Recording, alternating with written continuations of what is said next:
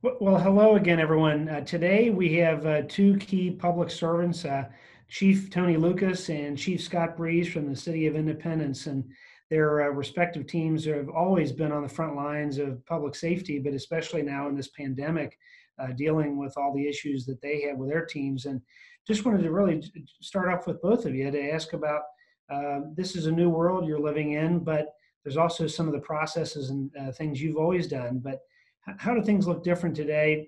Maybe we'll start off with you, Chief Lucas, about how you're dealing now with the pandemic and supporting your team. Well, on the level of supporting the team, we've actually had a great relationship with the mayor, the city, and all of our workings of the police department. And we've been able to put some things in place for these type of events. And honestly, connecting with the other police agencies in the county, we've been, helping each other, talking to each other. What are they seeing? What are we seeing? And honestly, following the Kentucky League of Cities also puts out great information around the state, that things that people are doing. Probably one of the biggest things for the police department was, going to a mask, glasses, a face mask, extra gloves, trying to prepare for, dealing with a sick person instead of just dealing with a criminal. That's a great point. And how about the fire and EMS side, Chief? We've always had some plans in place. We typically come into contact with some of these things a little bit more frequently than maybe law enforcement would. So we're doing what we've always done. We've just ramped it up a little bit. We're trying to be a little bit more proactive, and especially on the EMS side, when we're coming over to residences, we may not enter residences normally that we would go right into. We're trying to have people come to the door if at all possible to minimize exposures, and just trying to keep all of our personnel as safe as possible, trying to minimize the number of people coming into contact with somebody who may potentially be positive for this virus. So essentially ramping up procedures, but not necessarily all new. That's correct. We're very familiar with all the PPE that we're using now. We may not have used it as much in the past for the volume that we are using now, but it's all standardized things that we've had in our arsenal. So today, when a resident or someone calls 911, you are getting some new information from our dispatchers who are sending you out on calls, I understand. Could you maybe, both of you, kind of walk us through what those things, how those are different now to ramp up safety? I'll start us off, Judge. I will say the Kenton County Communications Center is excellent at providing the information for the police officers ahead of the runs. And I know for the public, like if they are calling 911, they're getting more questions from that dispatcher. And it's all about the health of the people in the house or the scene they're coming to. And with the technology we have today, one with the communication center, being able to send those questions to the police officer on his computer in his car, so he can, one, read it and see it, and then he's also hearing it over the radio, telling us going ahead that, you may be responding to a resident that has signs and symptoms of COVID-19.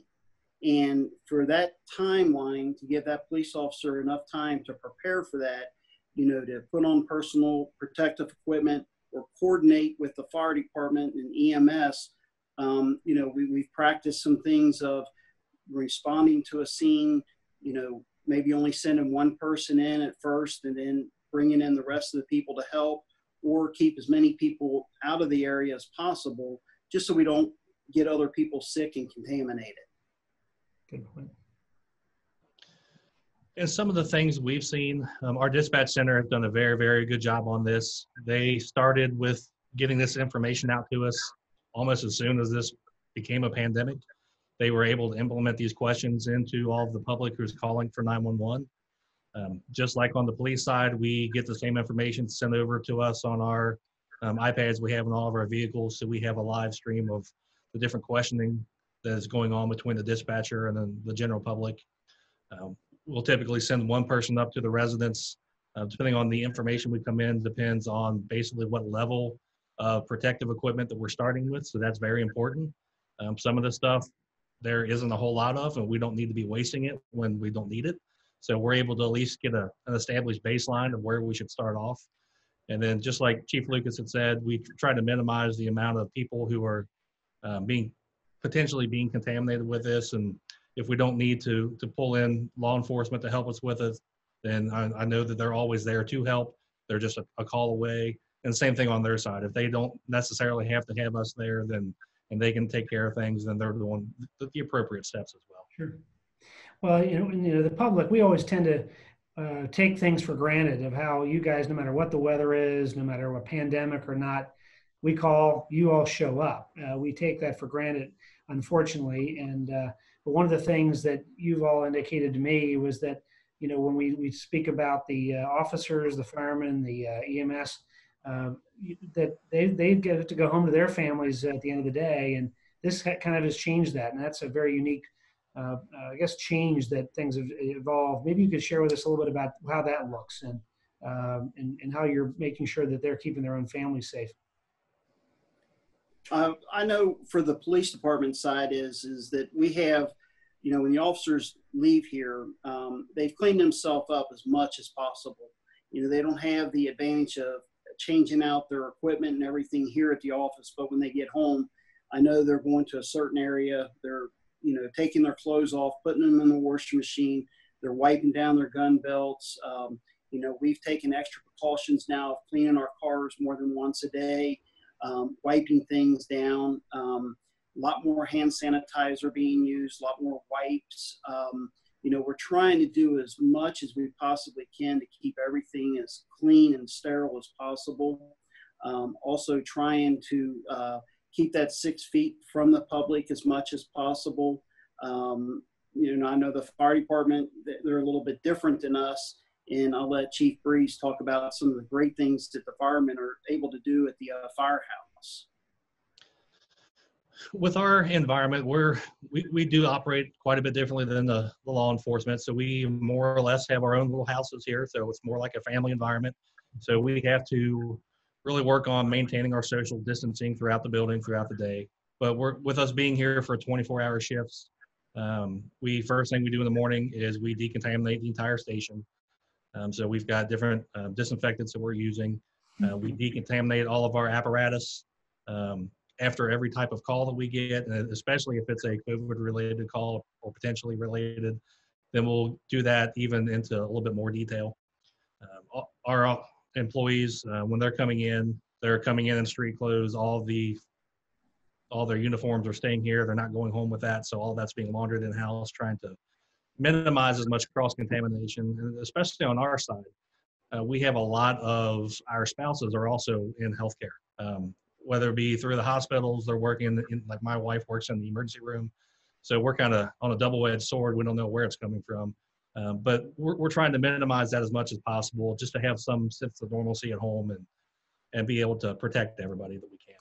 Well, and for those of us who don't do that daily, I think we kind of, again, take it for granted and we just don't assume or just aren't aware of, and we assume that it's just business as usual, but you all have to make these changes.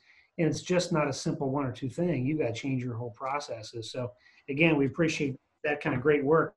You spoke about it earlier, Chief Lucas, about the working with other agencies, other police departments, other cities. You got a great support, great mayor there in Independence. And the opportunity to get the public to support you all. Generally speaking, thank God in our area, people respect law enforcement, respect fire and EMS providers. But has that been ramped up? Are you seeing an elevated level of community support? I'm glad you asked that question. I'll give you a quick example of this past Saturday. This past Saturday, Independence hosted a tree giveaway. They gave away 300 trees. Within 30 minutes, the trees were gone. The people were lined up all the way up 17 to get into the senior center to try to get these trees. But the part was, when you say community support, so we had volunteers come in and help us pass out those trees. At the same time, we had a youth shred it going on at the Memorial Park.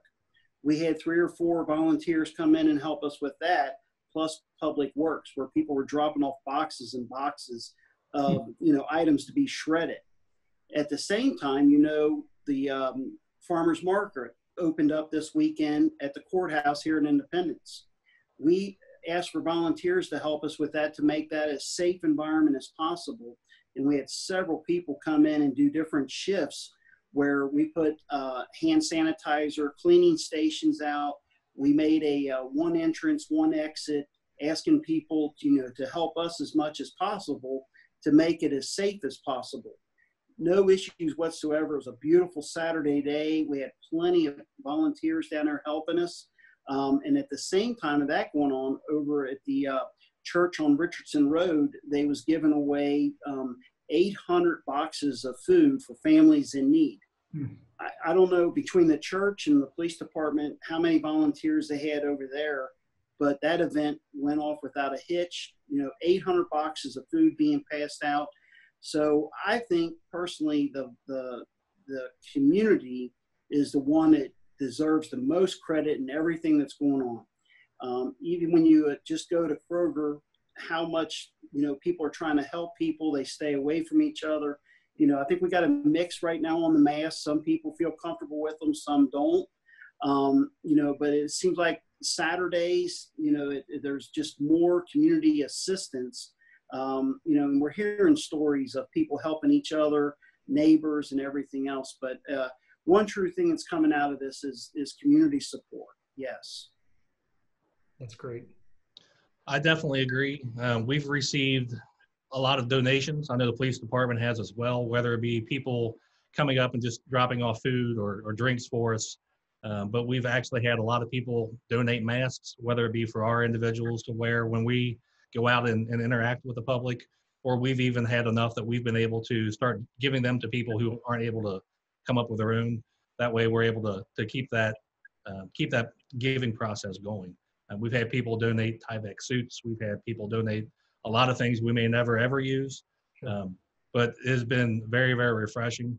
And the other thing that's really kind of stuck out in my mind is, so if I'm out and about and I'm at Kroger, is with all the stress that's going along with everybody, whether they are having difficulties with their jobs or whatever's going on, the amount of patience we're seeing with people, something as easy as standing in line at Kroger for checkout and people not cutting in front of each other, not being rude, and really trying to respect the space of everybody. And they're really kind of stepping up above and beyond what we were expecting to do. That's fantastic to hear. And in these stressful times, you've just pointed out the fact that it's the best of people can come out and normally does, which is something to celebrate. It kind of leads into the last point, is the idea that this stuff is changing daily, if not hourly. And I think both of you acknowledge the fact of whether it be looking at watching what the governor's policies change, he's meeting daily, what happens in the county and the city level. Things are evolving day by day. So the things you have to deal with today may be changing tomorrow. But the same model that you want the public to be aware of that things are going to evolve and change, so they need to be aware. I don't know if you want to speak to that point as well, in terms of how you have to deal with the public as well. I would say that social media is such a big key for this. I think it's a great tool for us to get information out, but also you need to double check that information. Some people follow certain things, and I think somebody might be putting some false stuff out. But if they double check what, like through the Northern Kentucky Health Department website, I think they've done an excellent job of keeping us all up to date on things, numbers and things they're seeing. This right here, what you're doing, I think is excellent to let people know, you're communicating with so many different people and trying to get the word out. This is what these changes are. And I think you hit best, Judge, when you said it changes daily. I could set a meeting this morning at 8 o'clock and say, this is what we're going to do. And by 4 o'clock, we're going to have to change it because of other things came along to make us change it. So I think if people just stay in tune with, key things that they trust, especially with the day-to-day stuff and more stuff opening. And I think it's going to be great. The more we open things up, the better things are going to get. but people got to pay attention to how they're opening it and what they're requesting. Because some businesses, you know, it's up to them. If they want you to wear a mask in their store, you've got to put a mask on to come in their store. And I think that's great that you guys are allowing the individual companies set some of those perimeters.